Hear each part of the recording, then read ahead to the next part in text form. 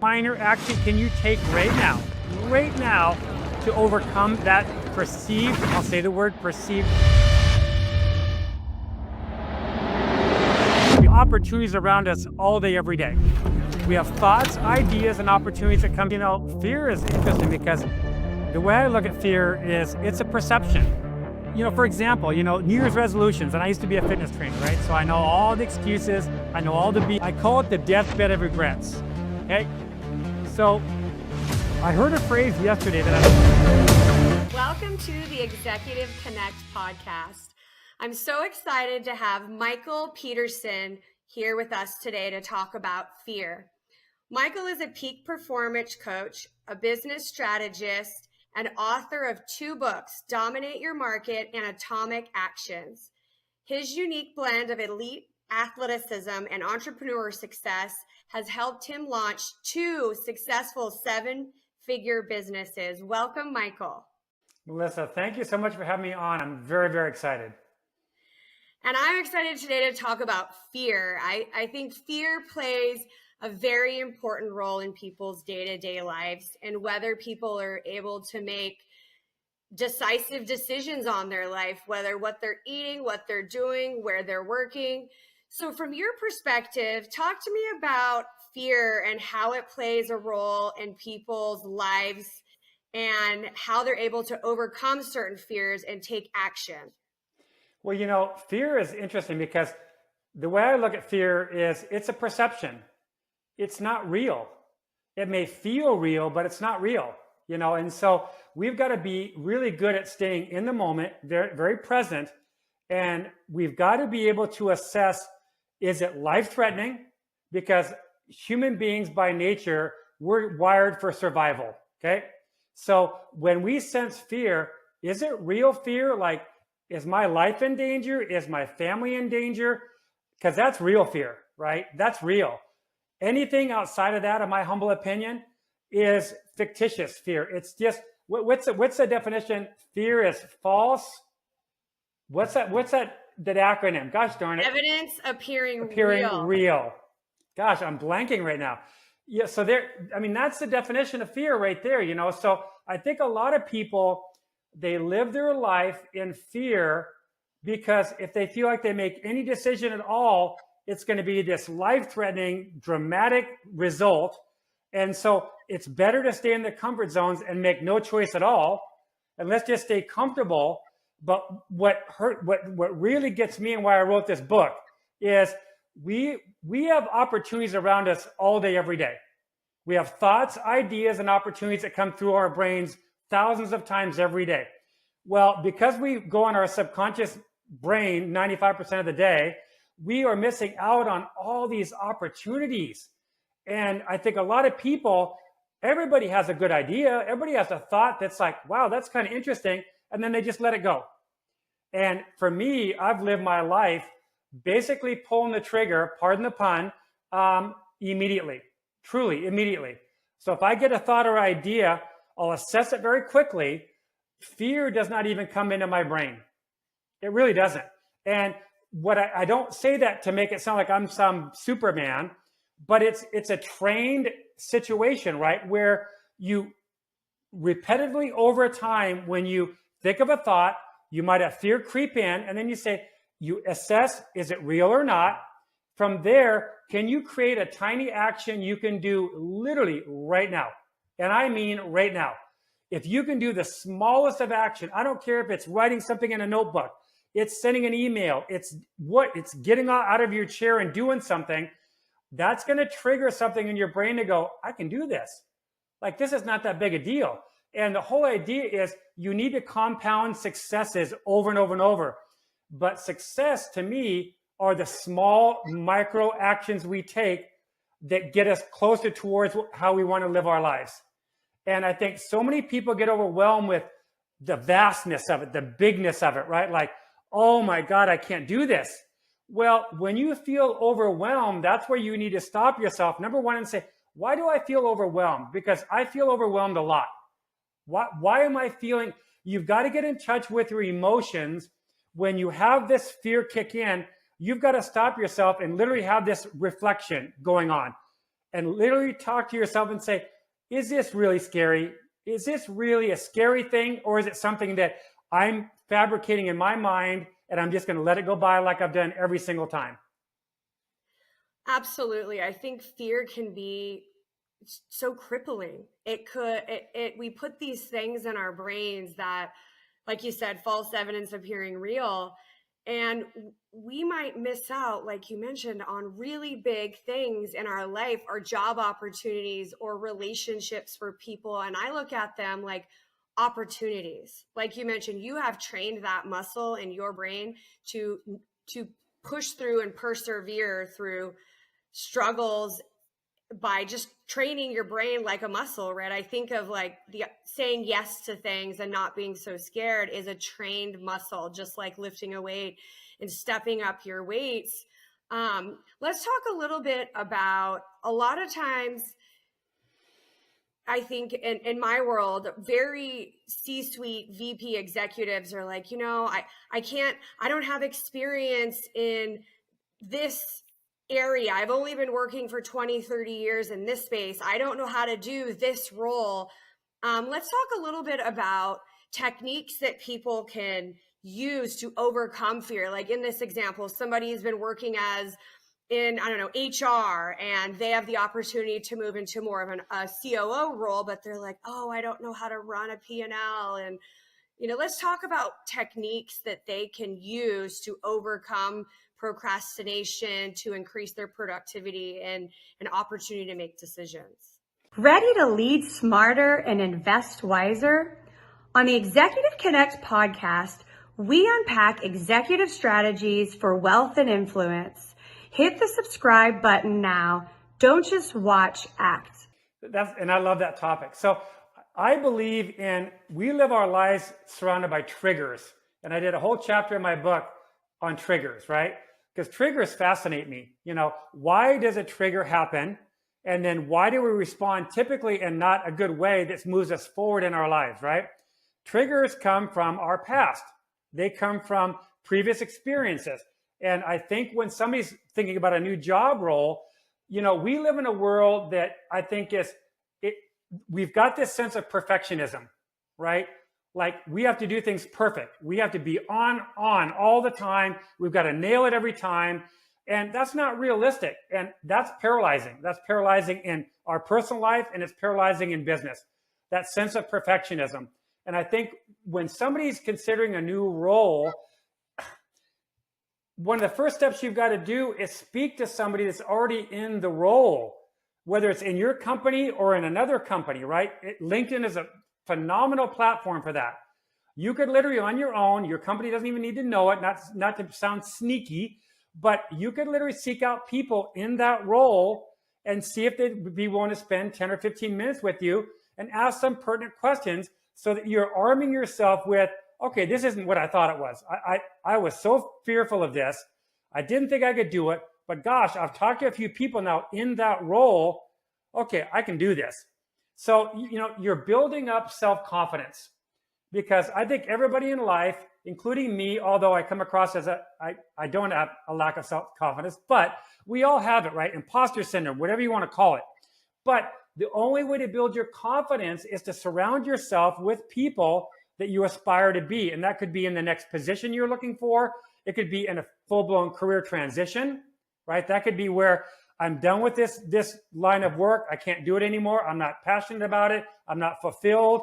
That's when you need to seek outside advice to do that. So I would strongly recommend anybody in that situation, first and foremost, to seek out somebody in that role. And if you make an attempt to connect with somebody, and let's say they're in that role, but maybe they're not nice people and they don't want to give you their time, we'll go to the next one and go to the next one. And that's what I call that relentless persistence. Relentless persistence. Because a lot of us have this quit mentality, right?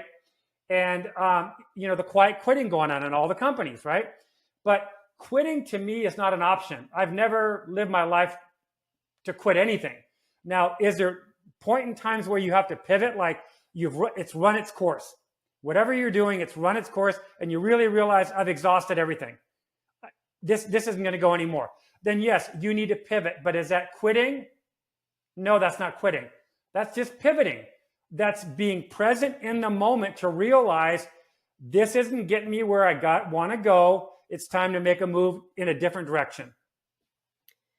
Well said. And I like one really important point I think you hit on is job shadowing. So if you're looking at another job and getting on LinkedIn, finding somebody else that has this, that role, finding information about the role, understanding the positives and the negatives, and job shadowing. I know when I was early in my career, I was deciding if I wanted to be an attorney, and I job shadowed an attorney, and I'm like, absolutely not. I don't want to be a patent attorney.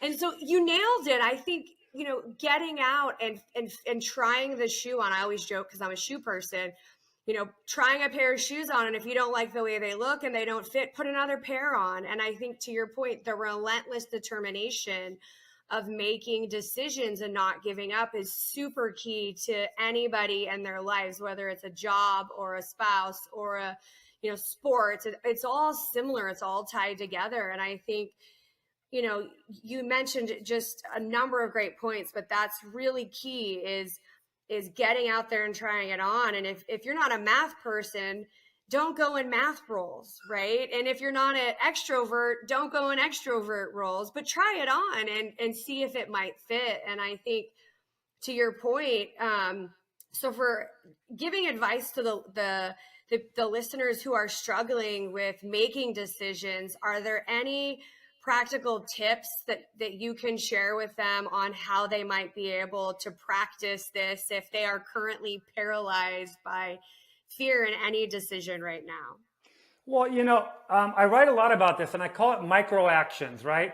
It's taking the smallest action in the moment. So, for example, New Year's resolutions, and I used to be a fitness trainer, right? So I know all the excuses, I know all the BS, and I'm sorry to sound so harsh, but it is what it is, right? So when people say, I need to lose 30 pounds, and they look at the big end goal of losing 30 pounds, right? And they think, oh my God, that's just never going to happen, right? Well, you shouldn't be looking. So that's an example of, yes, that's your long-term goal, but you've got a gap where you're currently at and where you want to be, right? That's a gap. And what people don't realize is that as human beings, we don't take action typically until we feel a sense of urgency, okay? Urgency. And urgency in sales and marketing. We know that works, right? When you create urgency, people are like, oh my gosh, this thing's available for one more day. I want to get it, right? Well, same thing in our lives. We need to we need to create urgency. If it's not there, create it, right? And you can create it in such a way that, like, let's go back to the weight loss. So I want to lose 30 pounds. It looks overwhelming. Oh my gosh, I've got all this work ahead of me. I got to change my eating. I got to start working. I got all these things. Well, how about just the very next morning, put shoes and a workout outfit at the foot of your bed the night before? That's an action. It's a very small action. All it's doing is taking your clothes and putting them in a spot, right? You put them there. When you swing your legs off the bed, your feet are literally landing in your shoes. Bingo. There they are right there. Well, shoot. If I've just landed in my shoes and they're my workout shoes, I got no excuse, right? Here we go. I'm off and running, and you go do a 10-minute walk, but people need to understand that the overwhelm of our life, all the noise that's happening out there, all the competition, the lack of loyalty in companies, charlatans, all these, the bad people, the good people, we can't focus on that. We have to get all that out of our minds and focus on what's important to us internally inside. And I think we've spent our lives through the social narrative, and I write about this often. We've been fed a social narrative that I think is wrong, and I think a lot of people are finally waking up to it, right? And I think part of that is we were looking for satisfaction and happiness outside of us. The BMW, the Rolex, the new job, the house, the this, the that, right? And I think a lot of people are realizing even when they get that, they're still not happy. They're still not happy. Well, why is that? Because they didn't do it internally. We have to take actions in our life that are aligned with what we want inside, not outside. Super, super important. Yeah, I love what you said. Two pieces. I think going back to the weight loss piece, if you don't see yourself 30 pounds lighter, you need to pick something that you believe in. Start at 5 pounds. Start that you're exercising 1 day a week. Put your shoes at the foot of the bed, like you mentioned. I think it's small actions and small turns to achieving whatever you're wanting to achieve. And if you can't put the shoes by your bed and you can't remember to lay your clothes out, you need to find other ways, like an accountability partner or paying a trainer. If you're paying a trainer $200, it's more likely you're going to show up because you're paying for it than, it's raining outside, it's cold, I'm tired, I didn't sleep last night. We all can make excuses.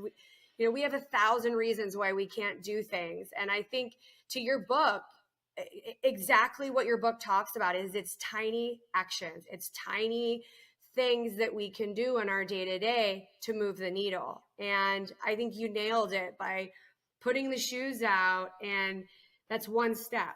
And then if you put the shoes out and you step over the shoes, you need to try on a different action the next day until you can develop a routine and a rhythm with what you're trying to accomplish. This episode is brought to you by Summit Ventures. If you're an accredited investor, Summit gives you access to one of the greatest tax advantage opportunities, direct ownership in oil and gas. Their projects deliver what they call the triple play: cash flow, equity growth, and powerful tax benefits. And here's the best part. These investments qualify for 1031 exchanges. That means you can roll gains from real estate into energy while deferring capital gains. To learn more and get a free white paper, Oil and Gas Demystified, just visit www.summitven.com/executive connect.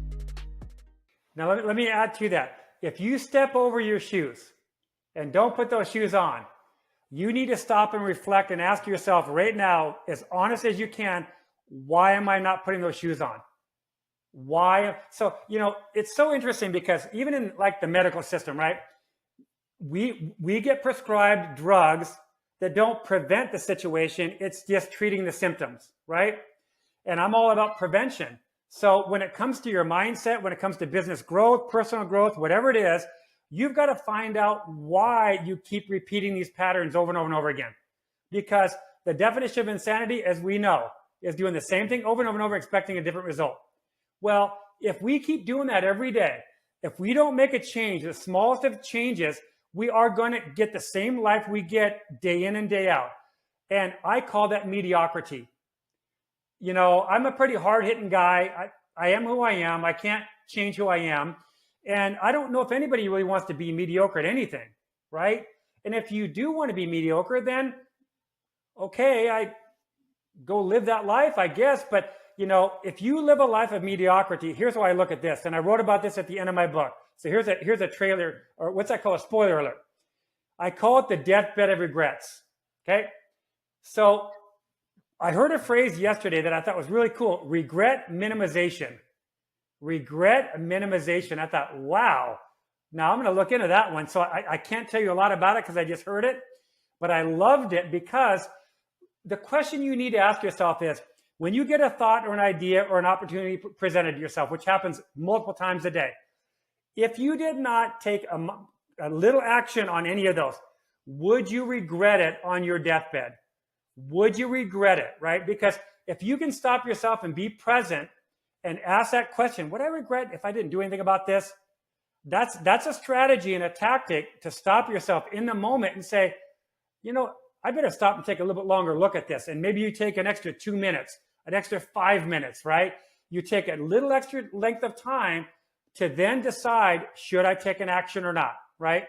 So that is so critical. I think there's not a lot of instruction or guidance. There's a lot of memes out there and there's a lot of fluffy stuff out there that people jump on the bandwagon, but yet after they're done reading it, they don't do anything about it, which is taking action.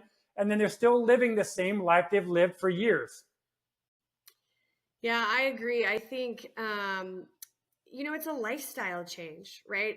No matter what your goals are, if it's health and wellness, unfortunately, a lot of times you have to get the bad doctor reports to take action. And in some cases we've seen during the pandemic, you can't undo 20 years of not taking care of yourself. It takes time. There's no magic pill, no matter what we see online. It's a lifestyle change for yourself. And that includes not just health and wellness, who you associate, what your goals are.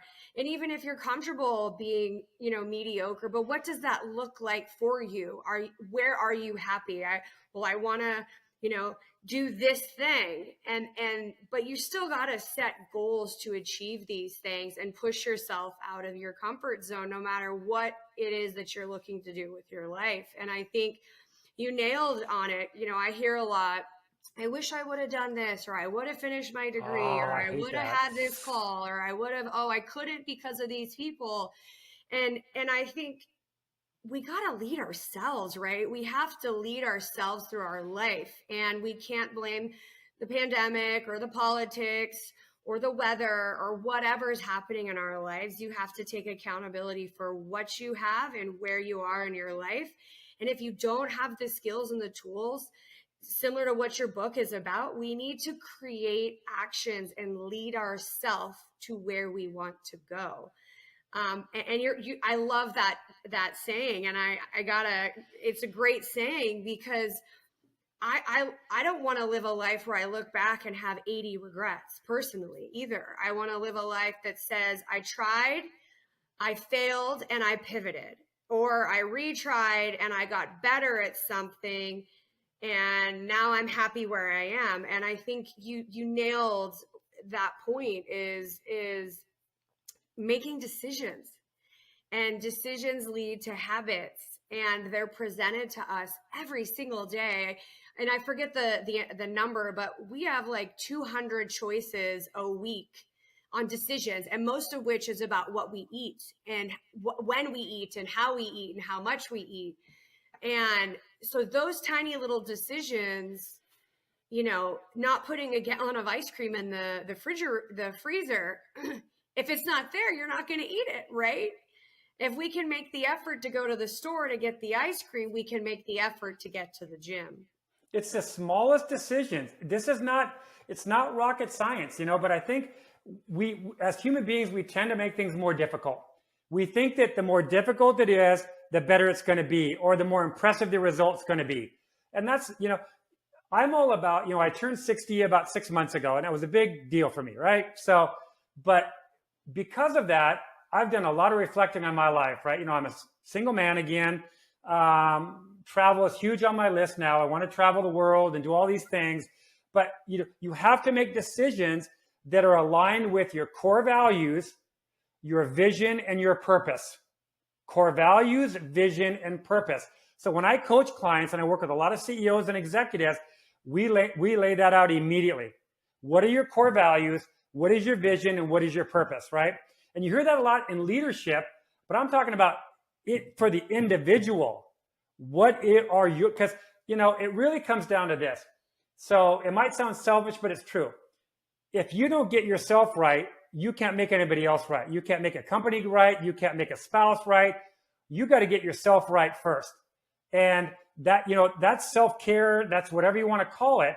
But, I want to circle back on something that you said that I don't want to forget, because I'll forget it, because my mind goes 100 miles an hour. So you said the word wish and could and whatever. Here's 6 words I want the listeners to remove out of their mind, their dictionary, everything.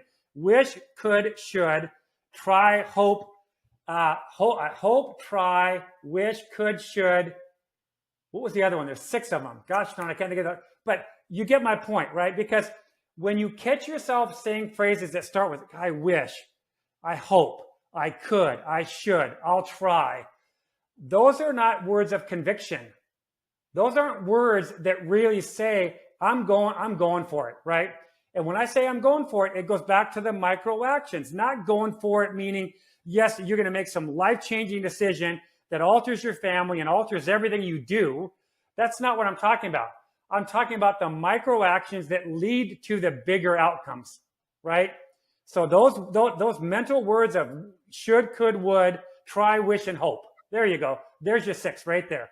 I hate those words. Now, hope can be reframed, and because people say, oh, well, if you don't have hope, you don't have anything. What I'm talking about here is that weak mindset of, well, I hope things work out. Well, golly gee, where are you giving the control? Because you just giving it all up. You don't have any control when you say, I hope things work out, right? So hope is a word that some people will argue with me on and push back on that. No. I think hope is important. Yes, in certain scenarios. But when you make it the way I just said it, which I hope things work out. I hope I get that job. I hope I get that. You're not going to get it because there's no conviction there. Well said. And it brings me back to something my dad used to tell us growing up. We weren't allowed to say can't. Like, I can't ride my bike, or I can't pick up my chores. I love your dad. Like we weren't allowed to say can't. And every time we did that, and I think to your point, when you're used to saying with those words, you don't even realize that you're saying them. So I challenge the listeners to find an accountability partner, not just themselves, but others. And anytime they say should have or can't or won't, to be aware of what you're saying, because it's directing your life a direction that you may not want. And I realize that bad things do happen to people. I've had bad things in my life, and we've all been through tough things. But it doesn't dictate who we are. We dictate who we are. It's our life. And we have to accept the bad things that happen, learn from them, forgive the people, and move on with our life. Otherwise, you're going to spend your life in overthinking, fear, struggling, indecisive, and you're just going to be kind of stuck, is the word I think of, is just stuck in the place that you don't want to be. And so I absolutely agree with the 6 words that we shouldn't be using them, and process the difficult things that are happening to you. Sometimes it takes a year, sometimes 2 years, sometimes 10 years. You have to spend 10 years rebuilding your health because you've gone through cancer and chemo and other things. But to your point in your book, Atomic Habits, it's one little habit, and those habits build on top of habits, and then they become normal. They become just like shampooing your hair before you condition it. It's something that's just automatic that we do naturally. Well, I want to say one thing. Number one, it's atomic actions, not habits. So Actions. I think a lot of people do that, right? But I want to talk about habits for a minute. So James Clear's book is phenomenal, and my book has no crossover to his whatsoever. If anything, at the beginning of the book, I give him a little bit of a pump up or whatever, like great book, whatever. My book has nothing to do with your book. But what I will say is this: so much, his book has sold 10 million copies and still selling 9 years later. Awesome, right? And he's got a newsletter list of, I don't know, 1 million people, whatever. But here's what I'm going to say to this. You don't have a habit without action. It takes action to create the habit. So when everybody keeps talking about, I need to change my habits, it's all about habits. Yes, in the end, you can create habits, but it's from consistent actions that creates the habit.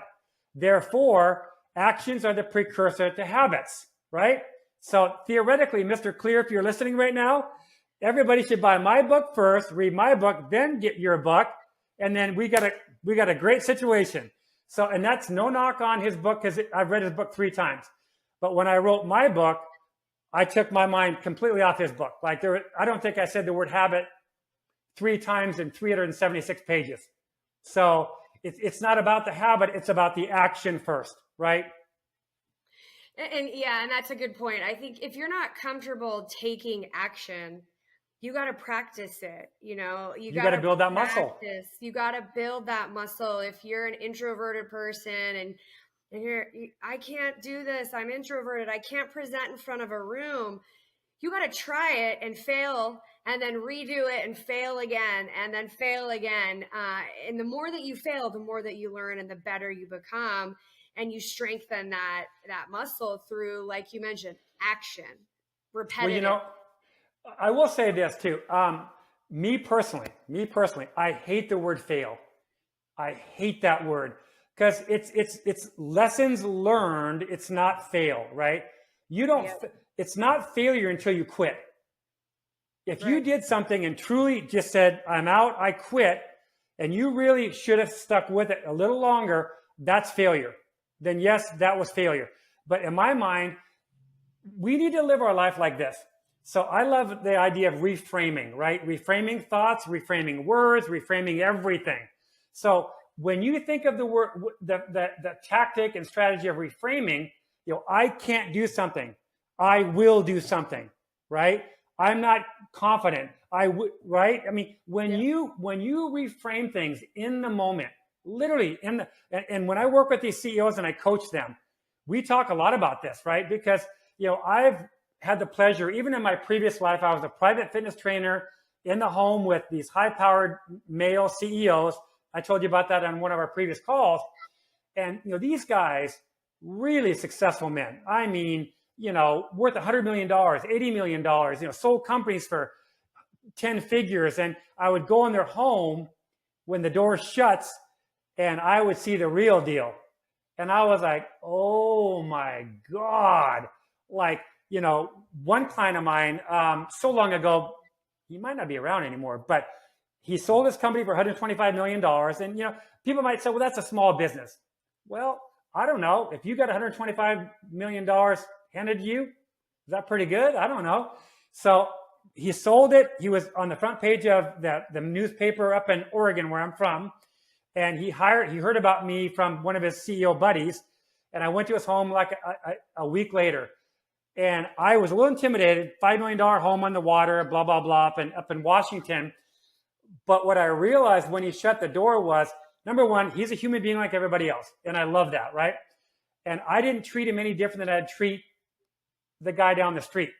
And what he did from that is the first thing he said to me is, who the hell are you? Because nobody had talked to him like that, right? But what I say to all that is that no matter how successful you are, no matter where you are in your life, we all have things to work on. And if people get delusional with their ego and they live their life based on ego, you're going to hurt a lot of people along the way. And most importantly, you're going to hurt yourself along the way.